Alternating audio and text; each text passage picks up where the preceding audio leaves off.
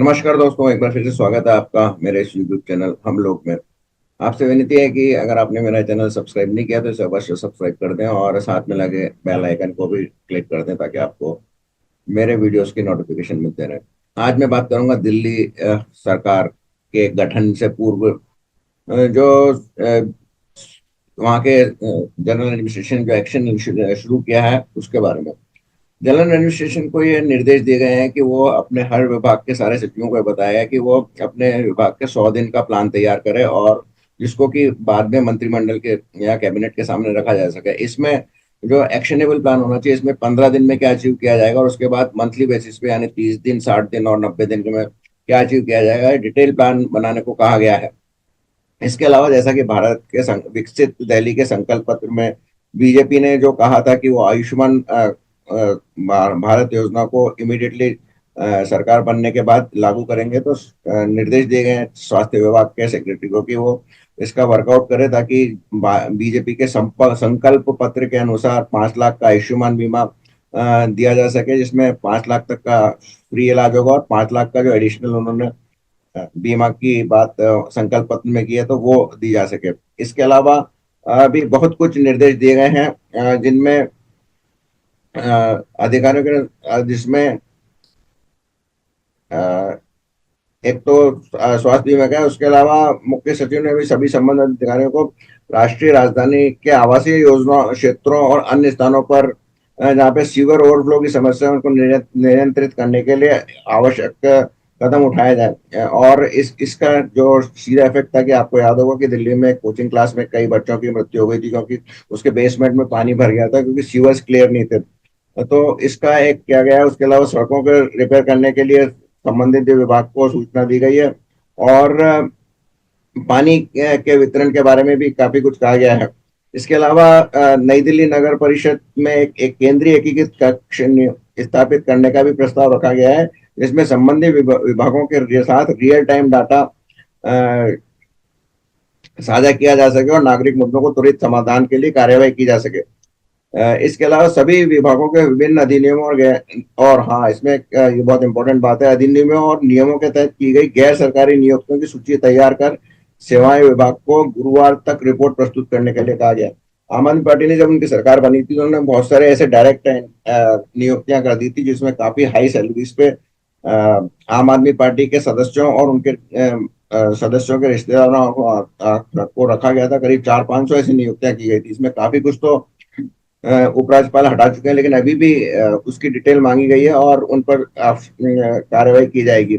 और इसके अलावा जो मुख्य सचिव है दिल्ली के, उन्होंने सभी सचिवों को एक एक्शन प्लान जैसा 100 डेज का एक्शन प्लान बनाने के लिए कहा है और उसका पावर पॉइंट प्रेजेंटेशन तुरंत सरकार के सामने रखा जा सके, ऐसा कहा गया। और जहां कहीं भी मतलब किसी योजना को इम्प्लीमेंट करने, केंद्र सरकार की जो सारी योजनाएं थी जो आम आदमी पार्टी इम्प्लीमेंट नहीं कर रही थी, उन सब की योजनाओं को अगर उनमें कोई बाधा है तो वो सारा पूरा उसका पेपर्स तैयार करके तुरंत नोट तैयार करके उनको जैसे ही मंत्रिमंडल का गठन हो तो संबंधित मंत्री के सामने उचित कार्यवाही के लिए और अप्रूवल्स वगैरह लेके रखा जा सके। तो इस तरह से अभी सरकार आई नहीं है, लेकिन ये नरेंद्र मोदी की वर्किंग स्टाइल है कि वो लॉन्ग टर्म प्लानिंग करता है और पहले ही करता है। और आप ये तो मान के चलिए कि इम्प्लीमेंटेशन में नरेंद्र मोदी शायद अगर वो खुद देखेंगे, और मुझे जैसा लगता है कि वो खुद ही देखेंगे ये सब उनके जो टाइमली रिव्यू करेंगे वो खुद नरेंद्र मोदी करेंगे। वो अपने पीएमओ से 3-4 अधिकारियों को लगा देंगे और जो इम्प्लीमेंटेशन होगा वो बहुत फास्ट होगा। मैंने करीब 2007 में एक बार नरेंद्र मोदी को सुना था, एक वीडियो कॉन्फ्रेंसिंग के जरिए उन्होंने यहाँ इंदौर मैनेजमेंट एसोसिएशन में के राष्ट्रीय के वार्षिक अधिवेशन को संबोधित किया था। तो उसमें उन्होंने कहा था कि उनकी सबसे बड़ी जो है वो केवल प्रोजेक्ट इम्प्लीमेंटेशन का फॉलो अप वो करते हैं और वो अपने अधिकारियों के जरिए करते हैं। तो इस तरह से कहीं से किसी को छूट भी नहीं मिलेगी कि कुछ कहीं कोई बच सके। तो इसमें डेफिनेटली दिल्ली के जो अक्षम अधिकारी हैं, जो घर बैठ जो मुफ्त की सैलरी ले रहे होंगे, उनको काफी तकलीफ होगी। और जो सक्षम अधिकारी हैं वो डेफिनेटली काम करेंगे और आगे बढ़ेंगे। आपको याद होगा कि एक कहीं असम में कोई एक पुल और रोड बनाना था, तो रात को 12 बजे वहां के एक आईएएस ऑफिसर को प्रधानमंत्री ने खुद फोन किया और उनको ये जिम्मेदारी दी कि आपको सारी सुविधाएं सब तैयार है, आपको केवल इसको मॉनिटर करना है और इम्प्लीमेंट करवाना है। तो इस तरह से जो प्रधानमंत्री और दिल्ली की योजनाओं को जो अधूरी रह गई थी, जैसे रैपिड रेल सिस्टम है, कुछ फ्लाईओवर्स हैं, कुछ जैसे और रोड्स हैं जिनसे कि दूर बाहर बाहर जाने वाले रास्तों को अच्छा किया जा सके और दूसरे शहरों में जाने की डिस्टेंस को कम किया जा सके, इस तरह की सारी योजनाएं तेजी से इंप्लीमेंट की जाएगी। तो ये है मोदी की गवर्नेंस, है मोदी की वर्क स्टाइल।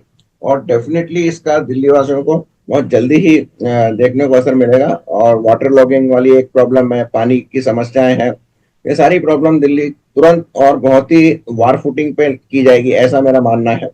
और ये मोदी जी के लिए खुद के लिए चैलेंज है, और वो इसको खुद अपने आप से ही मॉनिटर करेंगे। इससे अभी आपने ये भी सुना होगा कि ट्रांसपोर्ट विभाग के 6 अधिकारियों को गिरफ्तार किया गया रिश्वत लेते हुए, क्योंकि उन्होंने जो वो थे वो उस पार्ट का हिस्सा थे जो आम आदमी गवर्नमेंट या आम आदमी पार्टी ने अपनी जो करप्शन या मनी मेकिंग जो उनका इंस्ट्रूमेंट्स थे उनके उनको इस्तेमाल किया था। इनमें से एक था जैसे पैनिक बटन का। पैनिक बटन में कई ऑटो रिक्शा वाले क्यों विरुद्ध में हो गए, क्योंकि ऑटो रिक्शा वाले को वो बहुत जरूरी हो गया था, और वो कहते थे पैनिक बटन लगाओ नहीं लगाओ, वो जाओ आप वहां पे पैसे दो और आपको सर्टिफिकेट मिल जाता था। और अगर सर्टिफिकेट आपके पास नहीं है तो फिर आपकी हटिया खड़ी कर दी जाती थी। और तो काम कुछ नहीं हुआ था, पैसों का आदान प्रदान हुआ था। और जैसा मैं हमेशा से कहता आ रहा हूँ कि एक रिसर्च डिपार्टमेंट था, how to make quick money through various corruption deals. तो इसके जरिए ये सब अभी और खुलेंगे और बहुत सारी गिरफ्तारियां होंगी। और एक बात और है कि अभी जो एंटी करप्शन ब्यूरो केजरीवाल के पास चुनाव के परिणाम के एक दिन पहले गया था, ये पूछने के लिए कि आप उन 16 विधायकों के नाम बताइए, विधायक नहीं, आपके कैंडिडेट्स के नाम बताएं जिनके पास फोन आया और जिनको 15-15 करोड़ रुपए ऑफर किए गए। तो केजरीवाल ने उसको बहुत लाइटली लिया, उसने तो ईडी के समन्स को 7 या 8 समन्स को लाइटली लिया था, तो उसने उनको टाल दिया, क्योंकि तब तक उसको नहीं मालूम था कि वो हार रहे हैं। डेफिनेटली वो सोच तो ये रहे होंगे, हर आदमी जो लड़ता है वो ये जीतने के लिए लड़ता है, तो हारने के पहले कोई भी हार नहीं मानता है। तो उन्होंने उसको इग्नोर किया, तो उन्होंने इस तरह इसको इग्नोर किया। तो अगर अब भी अगर उन्होंने ये रिपोर्ट नहीं दी, नाम और डिटेल्स नहीं दिए, तो anti corruption bureau Delhi police को ये एक्शन में ले आएगा और उनकी गिरफ्तारी हो सकती है।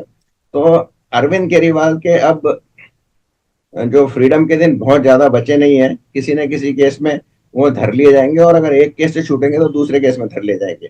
तो उनके लिए जो उन्होंने जैसा बोया है वैसा पाने का काटने का समय आ गया है। और उनकी जो इंटरनल पार्टी की जो दिक्कतें हैं, जो पंजाब में उनकी दिक्कतें हैं, वो सब बरकरार रहेंगी, बढ़ेंगी। तो केजरीवाल जी के लिए डेफिनेटली एक बहुत टेस्टिंग टाइम होगा। अभी भी लोग कहते हैं कि वो रिवाइव करेंगे पार्टी को, लेकिन अगर जेल से बाहर रहेंगे तभी तो करेंगे। तो ये है मेरा आज के जो इस वीडियो में संक्षिप्त में, कि सरकार के शपथ ग्रहण के पहले से ही मुख्यमंत्री का नाम फाइनल होने के पहले से ही नरेंद्र मोदी सरकार ने चीफ सेक्रेटरी के जरिए एक्शन प्लान बनाने का निर्देश दे दिए हैं। और उनको 13 फरवरी, शायद आज ही 13 फरवरी, 13 या 14 फरवरी की डेट दे दी है कि बाय दैट टाइम प्रेजेंटेशन तैयार रहना चाहिए। ये है नरेंद्र मोदी की गवर्नेंस। देखिए आगे होता है क्या। तो इस अंक में इतना ही। बहुत बहुत धन्यवाद बने रहने के लिए। अगर आपको ठीक ठाक लगा हो तो इसको लाइक कीजिए और अपने दोस्तों को साथ शेयर कीजिए।